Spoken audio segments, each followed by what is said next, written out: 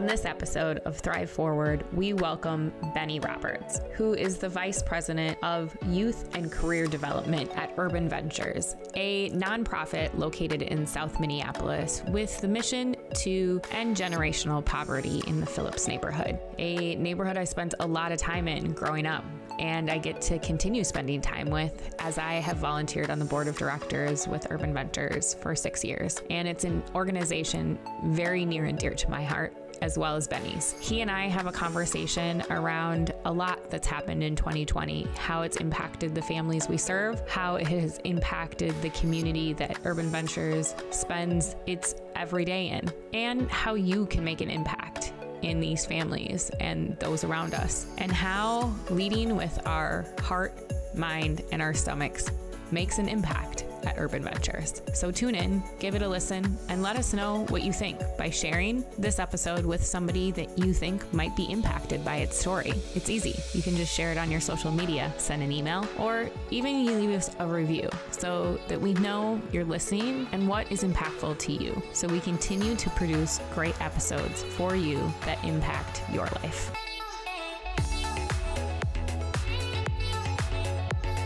Well, we're just coming off of I like to refer to it as Gratitude Day. And that's kind of like what we call it in our household when we're kind of changing that day to represent, as to not focus on glorified history, but rather the real history of what most people call Thanksgiving. So maybe we can just start with like, what would you and your family, what are you guys grateful for during this time right now? Yeah, I mean, this is gonna probably sound odd, but I'm grateful for this like pandemic season in general. It's definitely slowed down the pace in our family. My wife and I both work, and sometimes in the busyness of life, we just get in these rhythms that we miss the minor details. And so paying attention to those minor details has been so beautiful to experience. And so I'm enjoying this pace quite a bit, and I'm grateful for good health. And that our family's been safe, and I can go on and on. My daughter, so proud of her, how resilient she's been as an only child during this season. But I'm blessed and I'm fortunate and very grateful for this season. So thank you for asking. Yeah, I mean, remind me how old your daughter is, because I feel like our kids are very close in age. Yeah, she's Jayla. She's 5.5. Yeah, my youngest just turned 6 last week. Okay. So actually her birthday was on Gratitude Day, which changed things. It was just Savannah's day. In all honesty, we celebrated her. She was queen for the day. So sometimes I think, I'm blessed to have 2, because I'm like, how the heck would I entertain 1 during all of this time? So kudos to you and your wife for having 1 and entertaining them. Her. We've had blurry lines. Parents, best friends, play pals. It's been wild over here. Yeah, they always say you can't be your kid's best friend. Well, during COVID, I have to be. Like I have to be the friend, the teacher, and the parent. And sometimes the other role models that are in their lives too. Yes. So well, let's switch gears and let's talk about your professional life too, and what you do and how you got to the place where you are right now, which is where our paths got to cross. Although I feel like they might have crossed eventually at some point, because we know a lot of the same people. Absolutely. I currently work at Urban Ventures. I've been there be 4 years next month. And I serve as the Vice President of Youth and Career Development. And so very fortunate to be at Urban Ventures. It's been a beautiful place to work, and really fell in love with serving the community in the capacity that I have been doing it. So, yeah. Yeah.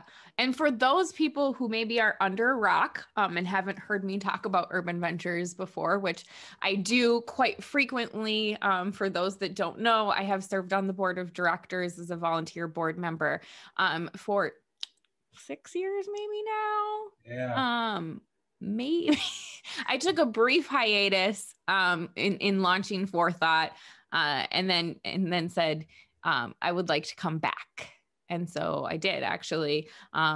The death of George Floyd is what really sparked me in coming back to Urban Ventures. But Benny and I have got to know each other. I've got to see him grow into the role that he is in as vice president. And it has been absolutely amazing. You have a heart of gold, and you do your heart is channeled in on serving that community.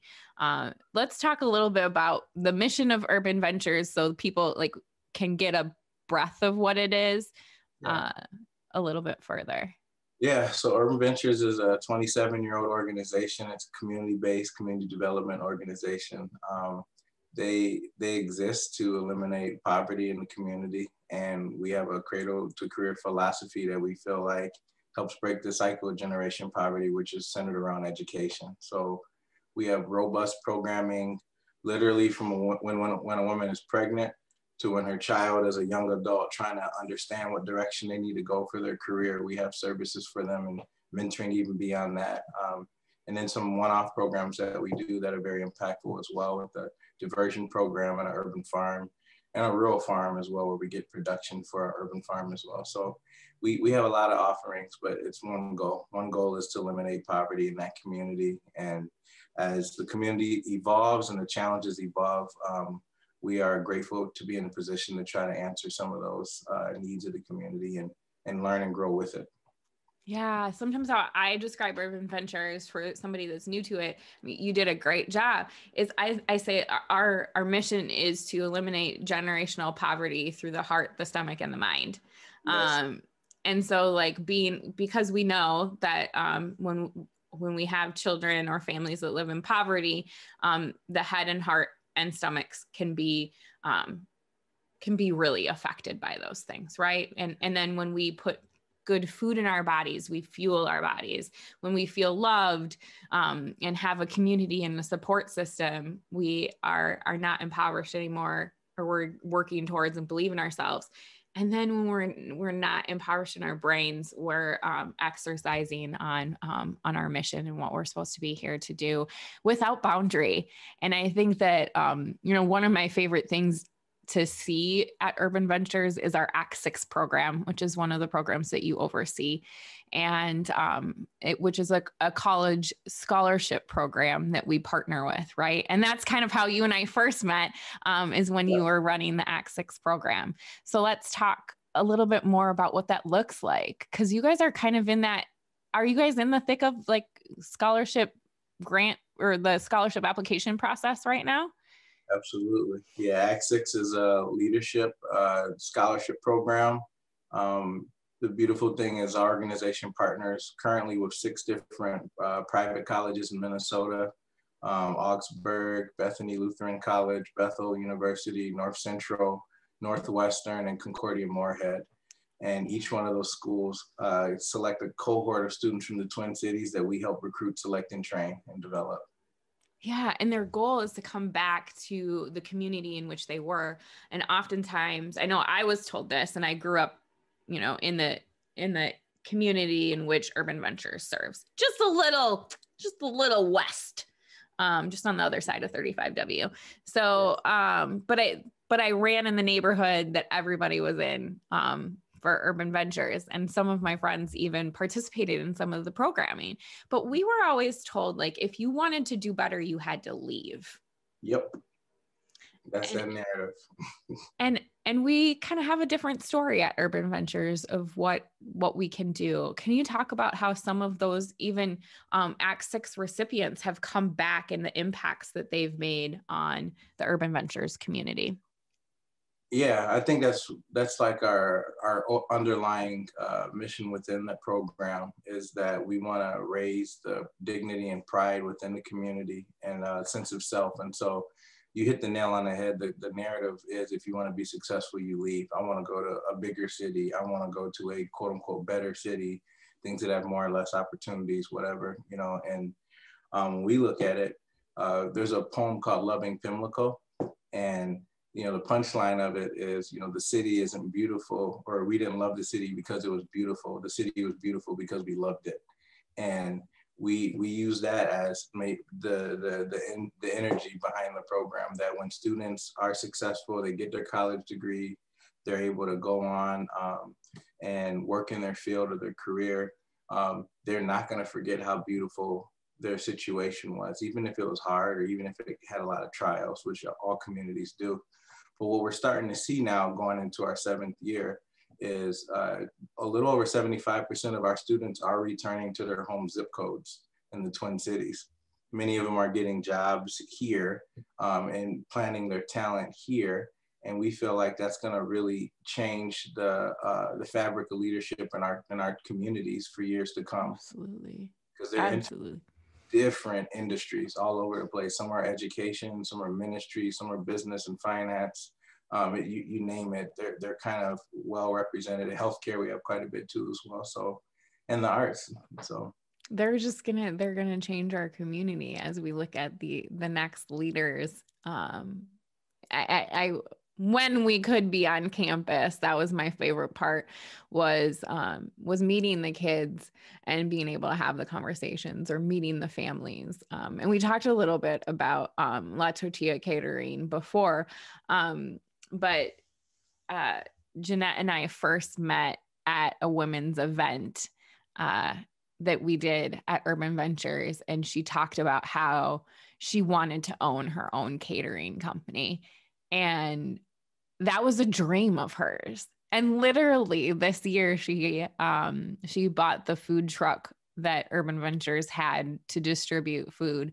And now she has her own food truck and catering. Like, they've been running catering for a while, but now they're doing it. And it's just fun to be able to see those families. How is that fulfilling for you in the work that you do? Yeah, oftentimes when you work in human services, it's a very thankless industry. It's about you plant a seed, and then maybe 10 years later, you bump into somebody that you maybe crossed paths with or served before, and you get to hear that they're doing well, or you're bummed out that they're still struggling or entangled in some of the challenges that they've had.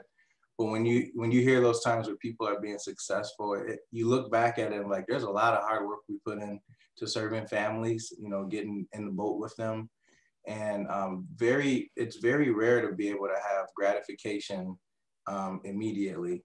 And my 4 years at Urban Ventures, I've had a lot of gratification because there's a lot of things that I've been privileged to see that were quick turnarounds, like Jeanette's story, which is beautiful.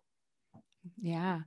How did you come across this? Because you've come from my industry, working in the financial world, and now working in Urban Ventures. Let's talk about how you kind of followed your calling into this space too.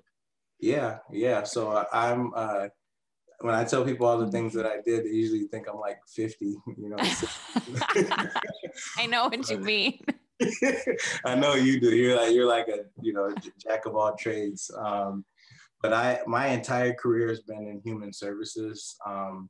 I've worked as a youth pastor. I've worked in Big Brothers Big Sisters in St. Louis, and then I worked as a case manager contracted with Hennepin County.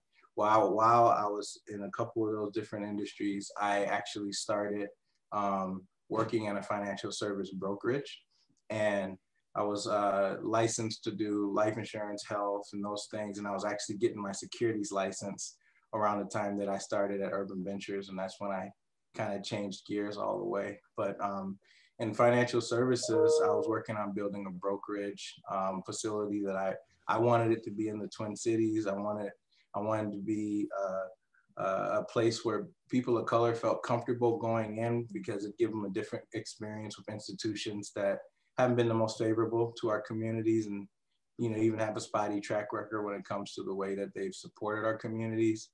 I love financial education, financial literacy. It's one of those things that when my mind when my mind understood the concepts and I started to apply them, I started seeing these changes. And when I look back, even incrementally, a couple of years, and as long as like a decade, difference it's had in my life where I'm at now, it almost was never about how much money I made, but how much I kept, where I put it up, and how I used the money that I had. And I fell in love with that. It was a very therapeutic industry if you're in it for the right reasons. and you're doing it for, for education and building people up. And so I absolutely loved it. Ironically, at the same time when I was looking to get my securities license, I was going to this church where I currently go to, Sanctuary, and I was having a hard time with my last job. It was never spoken. There was, not ill will, but I was just like, I think there's more for me because I'm doing like 15 different things and I'm feeling stretched thin. And I had this idea that I wanted to build a mentoring program because all of my experience was kind of around mentoring. Mm-hmm. I was like, I have it. I met this guy at church and his name was Pete. And Pete was, you know Pete. And yep. So they were like, Pete works at Urban Ventures. And I was like, I remember Urban Ventures because my dad is from Corcoran. My dad grew up down the street from Urban Ventures. And I was like, I'm familiar with it, but I'm more so remembered Urban Stars. And Learning Lab. I sent one of my case manager kids to the Learning Lab after school when they had it. And I was like, I'm familiar with Urban Ventures. And I think they also help people with jobs. And so I was thinking Ready, Set, Work. But when I was talking to Pete, he was thinking like this guy doesn't clearly know that program that well. So I was like, can you sit down and help me build this program that I'm trying to build through Ready, Set, Work? So we sat down. I literally worked out this. It was, what's the movie? Pursuit of Happiness. I felt like Will Smith. I wore a suit. I went to Pete's office. I had a little binder with Urban Ventures logo on it. Like I built this program model and showed how it fit into Urban Ventures. And then Pete at the end, like after letting me spill my heart out to him for like an hour, he was like, that's a really cool idea. There's nothing we can do with that here. We're actually going a different direction with our mentoring. And I was like, just deflated. And he was like, I have something for you though. We need a director for our scholarship program. And I think you'd be a great fit for it. And I kind of left going, did I get offered a job? So he gave me the website and I looked up Act 6. I talked with my wife about it. And I was like, I don't know anything about this. I mean, he said I'd be good at it. I was like, I don't know, maybe this is something I should really take seriously. So I called him back after a week, went through the interview process and met with Dave. And I was hooked on Dave. Like, I was like, this guy is different. Like the way his swagger, his posture, his confidence. I was like, all right. He's like, we're going places, but it's going to be a bumpy road. He was very honest with me. Yeah. And he was like, we could use your skill set if you're willing to go through this like journey with us. And so I did it. And I literally didn't know what I was getting myself into. And I'm so grateful now that I did. Yeah, I'm grateful you said yes too. Cause I actually, being a board member, I remember all of those conversations, happening behind the scenes and what we were doing and what directions we were going. And since then we've kind of even gone, very different and had to pivot in different ways, and figure out really what's going to serve that community. The scholarship program though has been, immensely successful in how we are able to really build that next generation. And it's inspired us to have this big, audacious goal that I think some people go, whoa, that's really big, by sending every child in our neighborhood, which we serve the Phillips neighborhood, to some sort of post-secondary. Now we know not every child is meant for 4-year college. Yeah. In fact, I strongly talk about that with my clients because we need to adapt to what our children are really good at and what their gifts are and their talents so that they can serve in the capacity that they are. And then we need to exercise the importance of making sure that they get paid a livable wage in each one of those categories, right? So you can still do your passion and not be and not live in poverty, right? Yes. So let's talk a little bit about that goal, that big audacious goal of every child. How have you impacted that with your team? That's a great segue. So as I was leading the Act 6 program, Dave would check in with me as he ended up becoming my direct supervisor. And he was like, what's missing? And my argument was always, we have like, I don't know, 400, 300 kids applying for Act 6 and only 11% get the scholarship. I was like, we literally are missing out on 89% of the people that give us an initial touch point. And I was like, it's so hard because when we go on the campuses, some of them end up going to four-year colleges anyway. Some of them go to our partner college without the scholarship. And the more I'm on the campus, I'm seeing those same students. And they're like, hey, you're the guy from Act 6. Hey, this, and that. And mentoring them, started helping them with resumes. And I'm like, man, we're not doing enough. And then there's those kids that I bumped into on the street and they're like, aren't you the scholarship dude from that one place? And I'm like, yes. And they're like, yeah, I wish they'd have had something else because like, I only applied for it because of the money, but like, I want to go to like MCTC or I want to go to Normandale. And I was like, man, that's the thing. We set our sights on trying to mimic what dominant culture has done. Dominant culture says, you graduate high school, you're going to a four-year college, and then you work for a company and work your way up the ladder. And it's like, that's not the way the world works for everybody. Mm-hmm. And so when we expand the opportunities and options for people to say, you know what, it's actually dignifying for you to leave high school and just get a 2-year degree and an associate's degree at that. My brother has an associate's degree and he makes more money than me, and he works in a business office. And I think that's beautiful. And there's also kids who, they come from communities where they're vocational, they work with their hands, yes. They work in a trade. And we as an education system in the US have really took away the dignity of that kind of work and that kind of labor. And that's a beautiful way to make a livable wage. A beautiful and a great, when we talk about financial planning, a lot of the clients that I've served throughout my career have been tradesmen and tradeswomen who have really spent that career working in that space. And you know what they have? A pension. Nobody else is giving anybody a pension. Nope. And for those of you that don't know what a pension is, it's paycheck in retirement.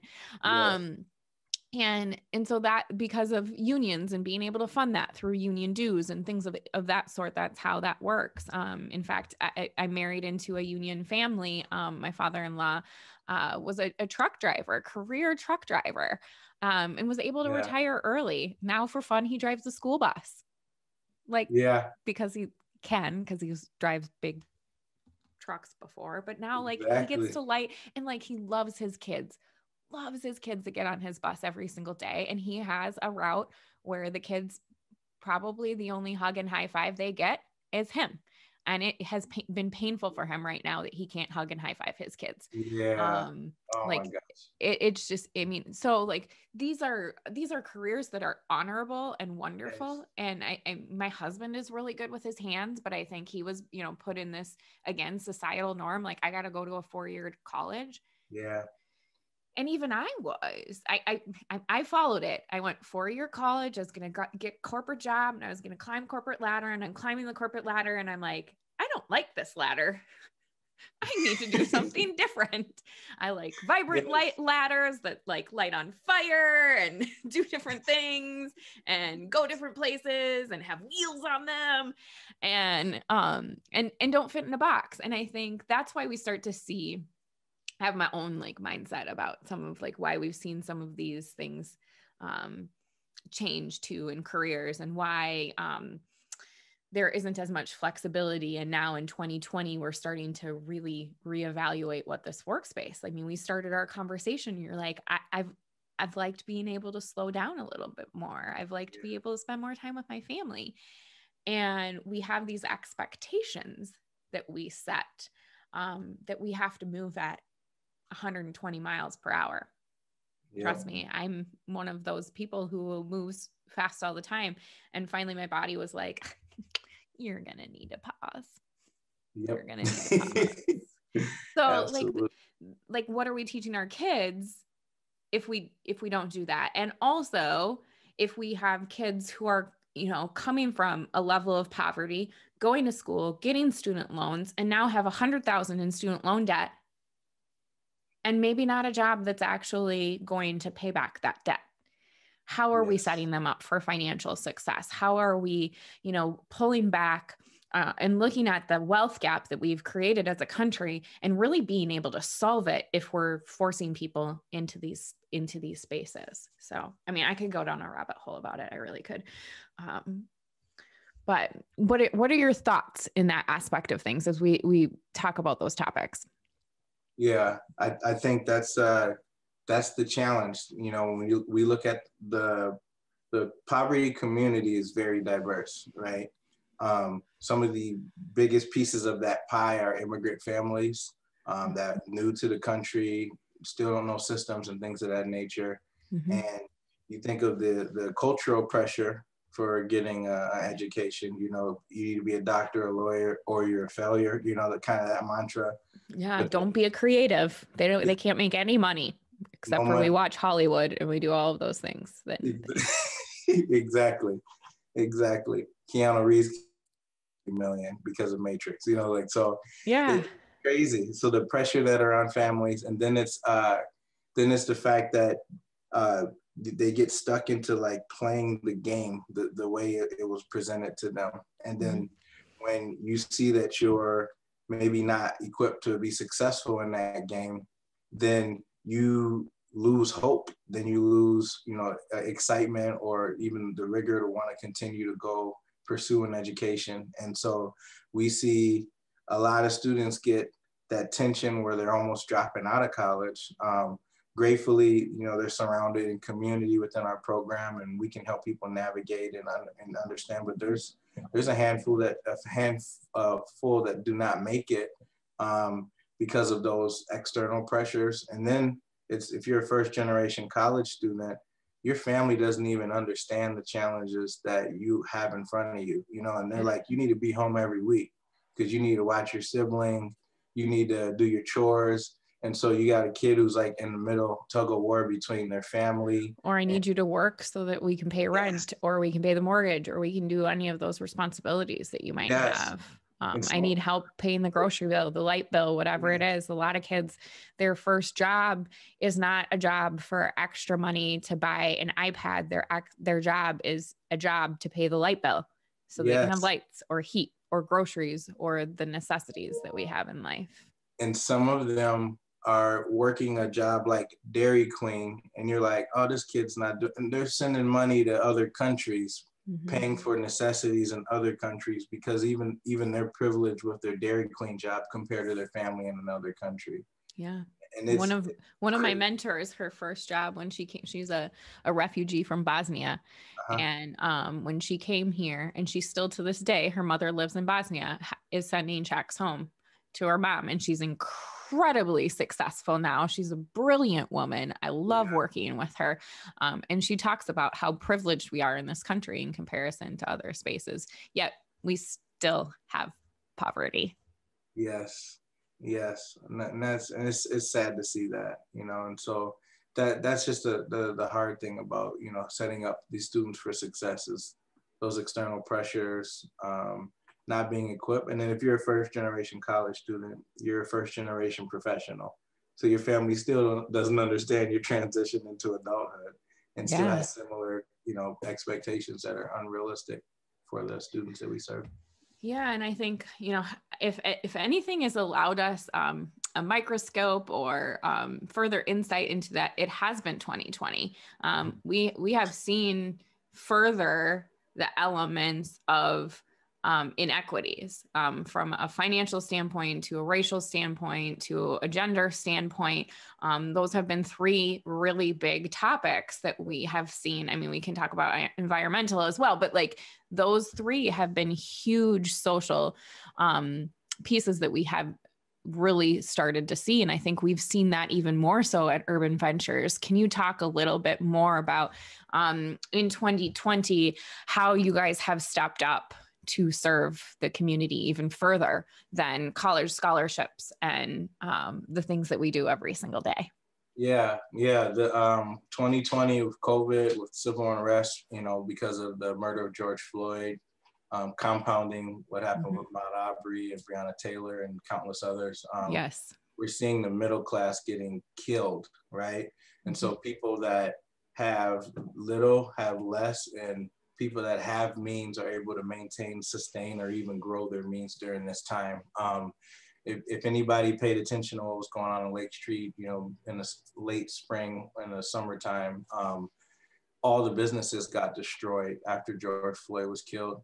And you could look, I mean, it was about a 4-mile radius down Lake Street from where it starts near St. Paul to Uptown, where it was just like, there's no grocery stores, there's no banks, there's no pharmacies.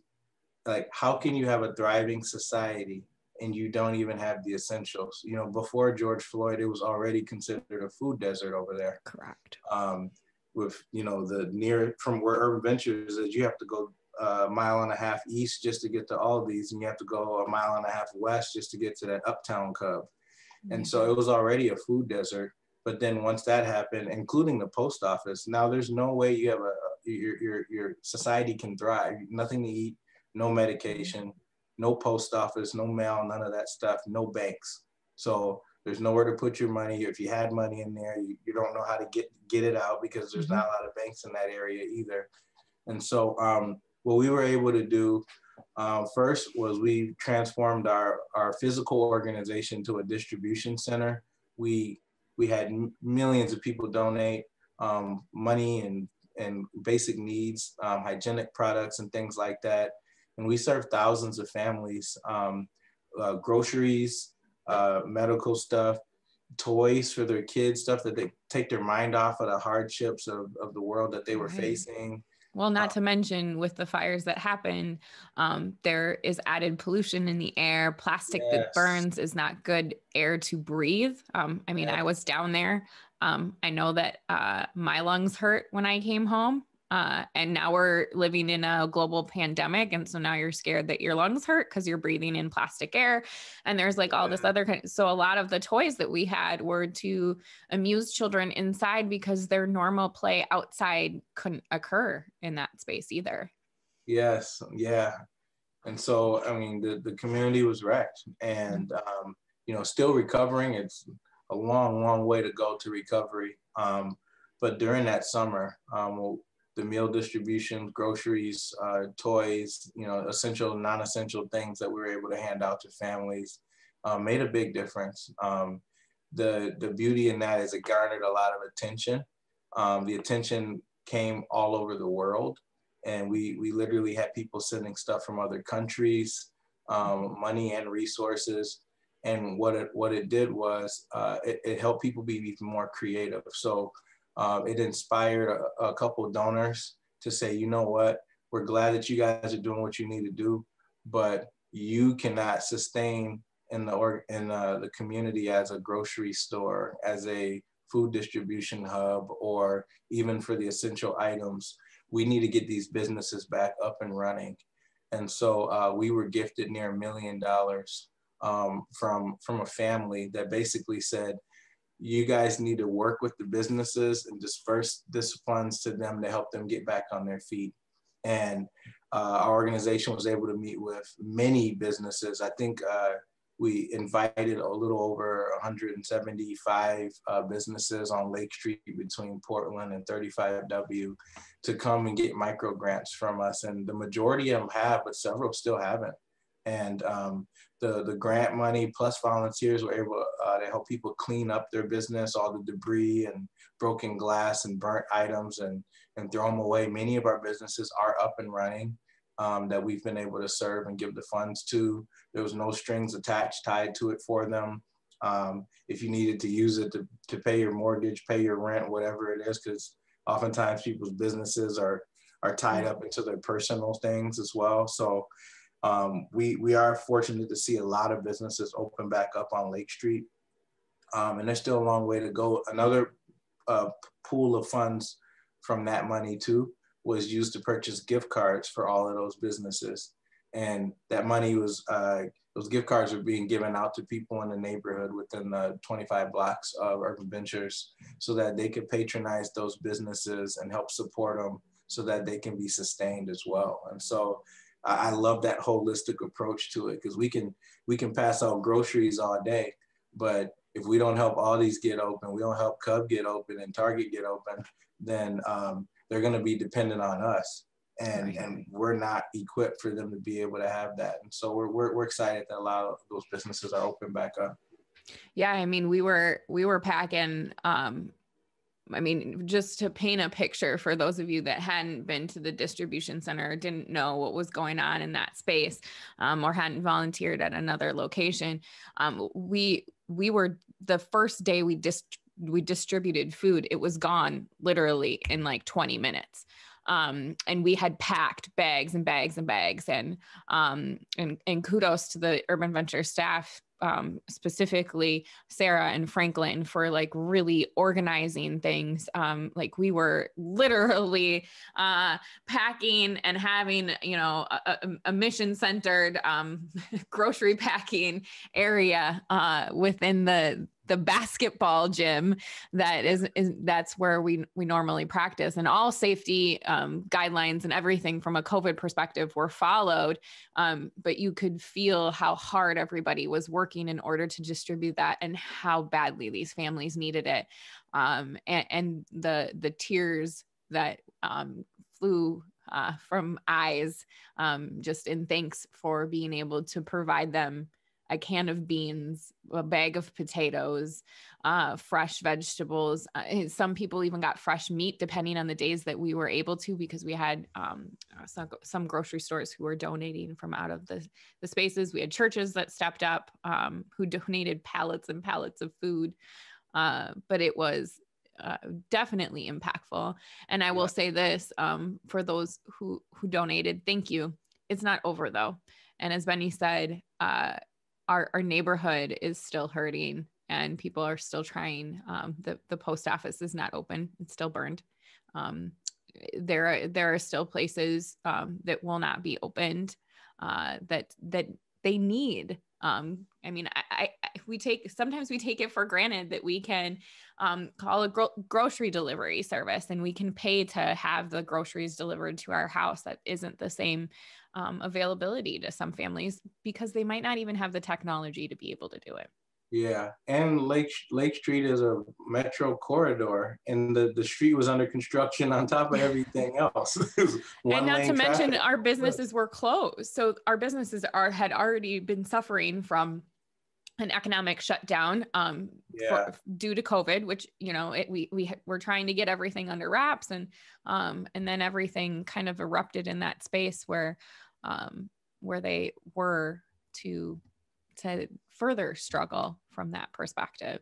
Where do you see the mission of Urban Ventures going in the near future to help be able to make some impacts? And how do you think that individuals or listeners to the podcast can get involved?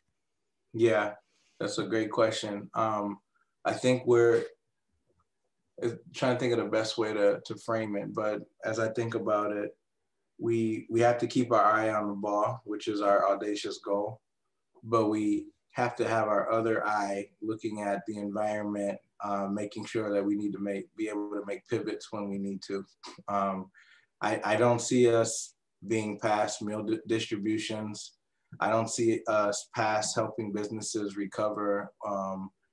And one way we've pivoted, and I think it's showing that we still have our eye on what's going on in the community, is that same 4-gym complex that we have that once looked like an Amazon warehouse or a Target warehouse now looks like a classroom. Mm-hmm. And there's 40 kids a day coming in there getting homework help while they're on all their different Zoom calls, where we have people helping walking the students through getting their homework done and making sure that they understand what's going on, so that they don't fall off of their education momentum because of COVID. And so that's another disparity that is challenging our community, that if you already had educational access deficits, COVID has just maximized those things. If you don't have internet at home, you don't have up-to-date technology, things like that, you're not going to be able to keep up. And so many of our students who are in that boat come to Urban Ventures, where they can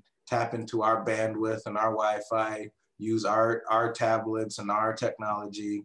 They're spaced out. Now, this is a gym that could hold 1,000 people, we have 40 kids in there spaced out so they can get their homework help done. And so that's one thing.